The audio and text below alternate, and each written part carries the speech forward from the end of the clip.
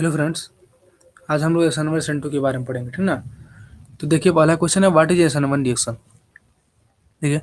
S N one reactions are nucleophilic substitution involving a nucleophile replacing a living group. कह रहा है कि nucleo S N one reaction ये तरीके का न्यूक्लियोफिलिक सब्स्टिट्यूशन रिएक्शन होता है जिसमें न्यूक्लियोफाइल आपके लिविंग ग्रुप को रिप्लेस करते हैं, ठीक ना। तो लिविंग ग्रुप क्या होता है, ठीक ना। देखिएगा,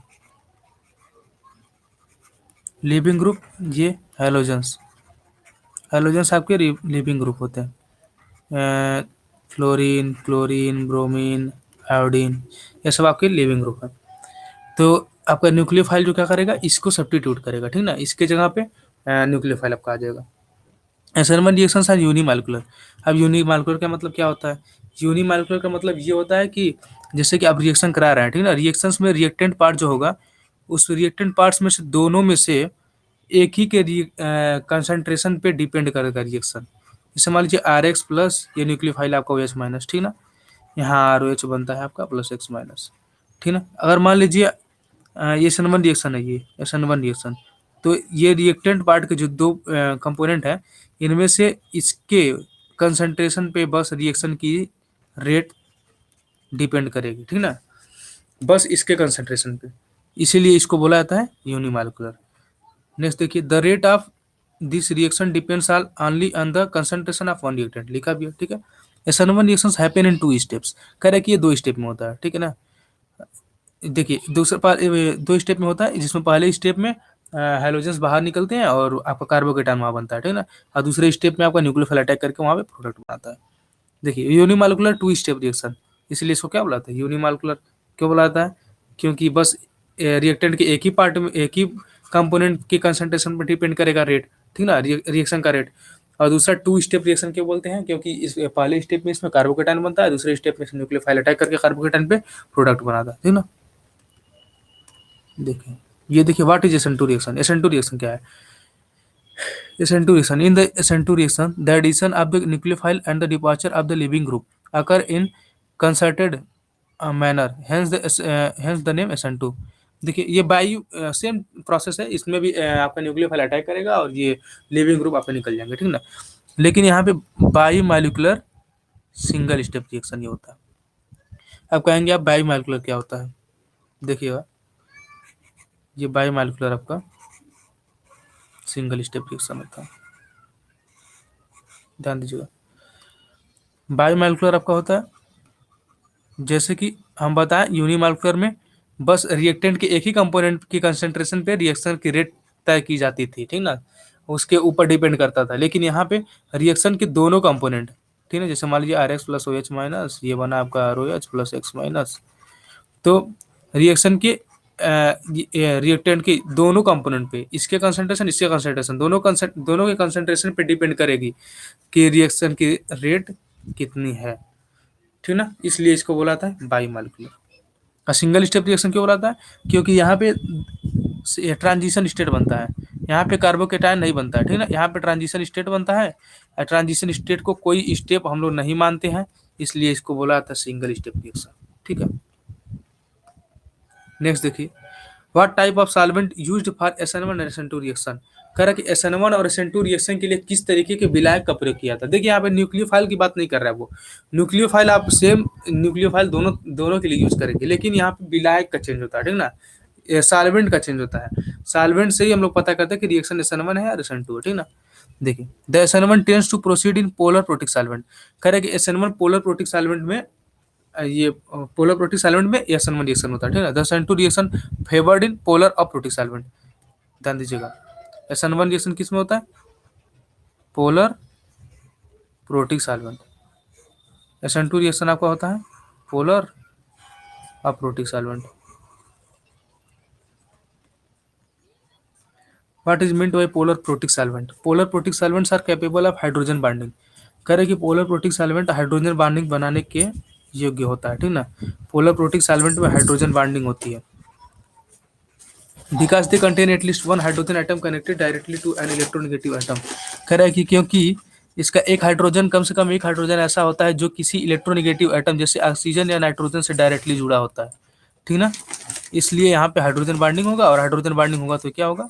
पोलर प्रोटिक सॉल्वेंट।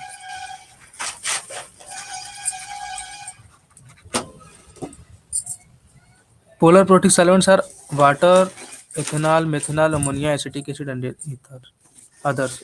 देखिए एग्जांपल यहाँ पे H2O। H2O में देखिए हाइड्रोजन डायरेक्टली ऑक्सीजन से जुड़ा है, यहाँ पे भी दो हाइड्रोजन एक ऑक्सीजन से, ठीक ना। यहाँ पे होगा आपका polar protic solvent, hydrogen binding की वजह से पोलर प्रोटिक सॉल्वेंट होगा। फिर मेथनॉल में देखिए, मेथनॉल में एक ऑक्सीजन से एक हाइड्रोजन डायरेक्टली जुड़ा है यहाँ पे, ये भी आपका होगा पोलर प्रोटिक सॉल्वेंट। फिर उसके बाद से यहाँ पे देखिए नाइट्रोजन से दो हाइड्रोजन जुड़े हैं, ठीक ना। नाइट्रोजन से डायरेक्टली दो हाइड्रोजन जुड़े हैं, तो यहाँ पे भी आपके पोलर प्रोटिक सॉल्वेंट हो गया।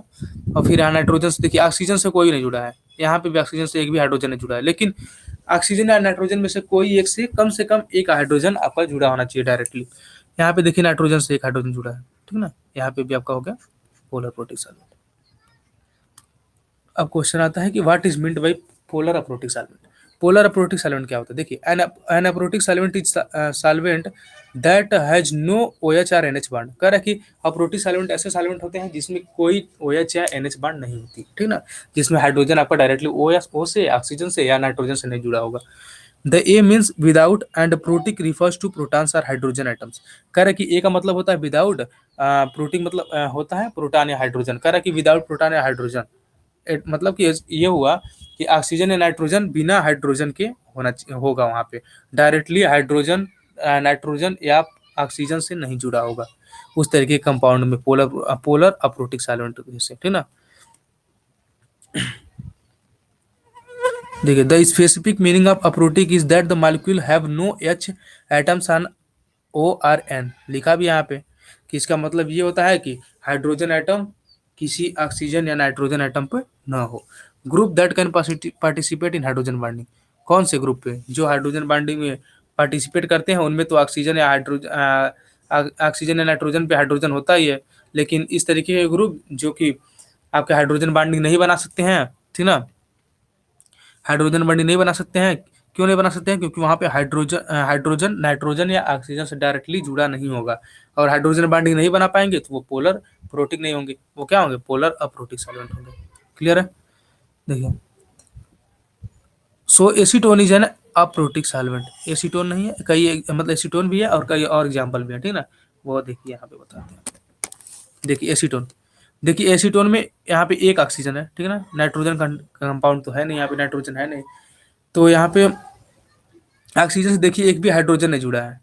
जो हाइड्रोजन जुड़े हैं आपका तीन हाइड्रोजन यहाँ कार्बन से, तीन हाइड्रोजन इस कार्बन से, तो ऑक्सीजन से एक भी हाइड्रोजन नहीं जुड़ा है, इसलिए यहाँ पे हाइड्रोजन बॉन्डिंग नाम का कोई चीज होने वाला नहीं है, तो ये पोलर प्रोटिक ना होकर पोलर अप्रोटिक सॉल्वेंट होगा। यहाँ पे भी देखिए नाइट्रोजन है, लेकिन नाइट्रोजन से कोई हाइड्रोजन नहीं जुड़ा है, जो हाइड्रोजन है आपके कार्बन से जुड़े हैं, ठीक ना। यहाँ भी देखिए ये ऑक्सीजन है, नाइट्रोजन भी है यहाँ पे, लेकिन नाइट्रोजन से एक मिथाइल यहाँ पे दो मिथाइल जुड़े हैं, ठीक ना। और यहाँ पे जो ऑक्सीजन है वहां से एक भी हाइड्रोजन नहीं जुड़ा है, यहाँ नाइट्रोजन भी नहीं, हाइड्रोजन जुड़ा है डायरेक्टली, ठीक है ना। फिर ये ऑक्सीजन है, यहाँ पे भी नहीं हाइड्रोजन जुड़ा है, तो ये सारे जो आपके एग्जाम्पल्स हैं ये पोलर अप्रोटिक सॉल्वेंट है। देखिएगा ये DMSO है, डाईमिथाइल सल्फॉक्साइड, ये DMF है, डाईमिथाइल फॉर्मेमाइड, ठीक ना। ये एसीटोनाट्राइल एसीटोन है। देखिए नेक्स्ट आता है असाइनमेंट का मैकेनिज्म। असाइनमेंट का मैकेनिज्म क्या होता है? देखिए मैकेनिज्म ये होगा कि आपका जो लिविंग ग्रुप होंगे, ठीक है ना, लिविंग ग्रुप को आप पहले निकालेंगे, एक स्टेबल कार्बोकेटायन बनाएंगे। स्टेबल कार्बोकेटायन देखिए, अगर आप अनस्टेबल पाते हैं, देखिए यहाँ पे स्टेबल है, ये 3 डिग्री है ना, 3 डिग्री कार्बोकेटायन है इसलिए स्टेबल है। अगर आप अनस्टेबल पाते हैं, जैसे कि मान लीजिए 1 डिग्री या 2 डिग्री, अभी 2 डिग्री तो 1 डिग्री ज़्यादा स्टेबल माना जाता है, लेकिन अगर 1 डिग्री जैसा केस आ रहा है कुछ, तो आप अगर उसको स्टेबल बना सकते हैं, 2 डिग्री या 3 डिग्री बना सकते हैं रीअरेंजमेंट के द्वारा, ठीक ना, तो आप उसको बना लीजिएगा। फिर कार्बोकेटायन बनाने के बाद फिर आप उसको न्यूक्लियोफाइल का अटैक कराइएगा उस पर, ठीक ना। फिर न्यूक्लियोफाइल का अटैक कराएंगे तो ये प्रोडक्ट आपको मिलेगा। ये आपका असाइनमेंट का मैकेनिज्म होता है। तो पहले स्टेप में क्या करेंगे? ब्रोमीन निकालेंगे, ठीक है ना, कार्बोकेटायन बनाएंगे, फिर रीअरेंजमेंट पॉसिबल हो तो रीअरेंजमेंट करेंगे, और उसके बाद से उस पर हम क्या बोलते हैं, न्यूक्लियोफाइल अटैक करेंगे, ठीक है ना, प्रोडक्ट मिल जाएगा। देखिए आर्डर क्या होता है, देखिए स्टेबिलिटी इसकी, देखिए 3 डिग्री की स्टेबिलिटी सबसे ज़्यादा होती है, ठीक ना, फिर 2 डिग्री की, फिर 1 डिग्री की, फिर उसके बाद से आपका ये मिथाइल वाला आता है, ठीक ना। तो जैसे स्टेबिलिटी पे डिपेंड करता है रिएक्शन, जब स्टेबिलिटी ज़्यादा होगी तो रिएक्शन ज़्यादा फास्ट होगा, ठीक ना। इसलिए इसका क्रम क्या होता है? 3 डिग्री, 2 डिग्री, 1 डिग्री और मिथाइल, ये याद रखिएगा। नेक्स्ट SN2 का मैकेनिज्म देखिए। SN2 का मैकेनिज्म यहाँ पे देखिए बताया, न्यूक्लियोफाइल सेम होगा लगभग सारे के लिए, न्यूक्लियोफाइल सेम हो सकता है यहाँ पे OH माइनस या फिर कुछ और भी हो सकता है, लेकिन सॉल्वेंट में डिफरेंट होगा, ठीक ना। डिफरेंस किस में होगा? सॉल्वेंट में होगा। सॉल्वेंट आपको डिसाइड करेगा कि ये रिएक्शन SN1 है या रिएक्शन SN2 है। जैसे यहाँ पे देखिए, यहाँ पे देखिए OH माइनस, SN2 में क्या होता है कि देखिए OH माइनस यहाँ पहले Br निकलेगा नहीं, ठीक ना।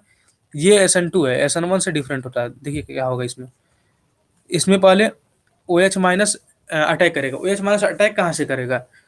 जो लिविंग ग्रुप होगा, लिविंग ग्रुप से जस्ट बिहाइंड 180 डिग्री, ठीक ना। लिविंग ग्रुप से 180 डिग्री पीछे से ये अटैक करेगा। फिर उसके बाद से इस स्टेट को ट्रांजिशन स्टेट क्यों बोलते हैं? देखिए यहाँ पे ना Br आपका निकला है, ना यहाँ पे OH अभी जुटा है सही से, तो इस तरीके के स्टेट को बोलते हैं हम लोग ट्रांजिशन स्टेट, ठीक ना। और ये याद रखिएगा अनस्टेबल होता है, ये अनस्टेबल होता है, इसको आप सेपरेट नहीं कर सकते हैं, ठीक ना। ये एक सोचिए कि आप सेपरेटेड है कोई एक प्रोडक्ट पा लीजिए इस तरीके का, तो आप नहीं पा पाएंगे, क्योंकि यहाँ पे संयोजकता इसकी देखिए, वैलेंसी देखिए, कार्बन की वैलेंसी 5 है, पॉसिबल है 5 नहीं 4 होती है, ठीक ना। कार्बन की संयोजकता वैलेंसी 4 होती है, लेकिन यहाँ पे 5 है, इसलिए अनस्टेबल होता है, इसको आप सेपरेट नहीं कर सकते हैं, ठीक ना। और इसको हम लोग कोई स्टेप नहीं मानते हैं, बताया था ना, इसीलिए इसको हम लोग बोलते हैं सिंगल स्टेप रिएक्शन, इसको हम लोग कोई स्टेप नहीं मानते हैं। फिर इसके बाद से अगले वाले आगे क्या होगा, ये Br माइनस आपका निकल जाएगा, ठीक है ना। फिर आप ये प्रोडक्ट पालेंगे। फिर यहाँ पे देखिए अम्ब्रेला फ्लिप्ड इनसाइड आउट, कह रहा है कि जैसे अम्ब्रेला आपका आंधी में ऊपर की तरह खुल जाता है ना, ऊपर की तरह खुल जाता है, उसी तरीके से देखिए यहाँ पे जब न्यूक्लियोफाइल पीछे से अटैक करेगा ना, उसी तरीके से कुछ इसका इन्वर्जन हो जाता है, जो आपका कंपाउंड होगा उसका इन्वर्जन हो जाएगा, वो दूसरी तरफ खुल जाएगा। ये बात ध्यान दीजिएगा। देखिए यहाँ Br माइनस यहाँ था, Br और यहाँ पे OH आ गया, ये हाइड्रोजन देखिए कैसे था, यहाँ पे कैसे हो गया, ये सारा उसी तरीके से खुल जाता है, ठीक ना। ये बोलते हैं हम इन्वर्जन, इसमें आपका इन्वर्जन होता है SN2, ठीक है। ये क्लियर है। और एक बात और देखिएगा, आर्डर देखिए, आर्डर आर्डर में देखिए मिथाइल का आर्डर सबसे ज़्यादा होता है इसमें SN2 में, आर्डर का स्टेबिलिटी, ठीक ना। स्टेबिलिटी इसकी सबसे ज़्यादा होती है, जब बताया था जिसकी स्टेबिलिटी ज़्यादा होगा उसका रिएक्शन फास्ट होगा, तो जाहिर सी बात है मिथाइल वाले का ये रिएक्शन फास्ट होगा। फिर मिथाइल का फिर प्राइमरी, फिर सेकेंडरी, फिर टर्सरी, जस्ट अपोजिट क्या, जस्ट अपोजिट SN1 रिएक्शन, ठीक ना। SN1 रिएक्शन, SN1 रिएक्शन के जस्ट अपोजिट होता है ये। तो फिर इसको हम लोग मतलब अगर बताना चाहें, देखिए आपको बता रहे हैं कि यहाँ पे मिथाइल है, देखिए यहाँ पे ये मिथाइल ग्रुप है ना जिससे Br जुड़ा है, तो यहाँ पे ये OH माइनस जब अटैक करेगा तो ये रिएक्शन फास्ट होगा, किसकी तुलना में, जबकि यहाँ पे अगर CH3 लगा दीजिए, यहाँ CH3 लगा दीजिए, या एक ही CH3 लगा देंगे ना, उससे उसकी तुलना में इस वाले का रिएक्शन फास्ट होगा, क्योंकि यहाँ पे देखिए कोई हिंड्रेंस नहीं है, अभी अभी कोई हिंड्रेंस नहीं है जिसकी वजह से आसानी से अटैक करके आपका प्रोडक्ट बना लेता है, ठीक ना। लेकिन अगर यहाँ CH3 ग्रुप कुछ ऐसा होता ना, तो यहाँ पे अटैक करता ये, तो यहाँ पे हिंड्रेंस इसको महसूस होता है, जिसकी वजह से रिएक्शन स्लो होती है, ठीक ना। SN2 रिएक्शन में इसलिए इसका आर्डर इस तरीके का होता है, ध्यान रखेंगे, ठीक है। आज के लिए बस इतना ही।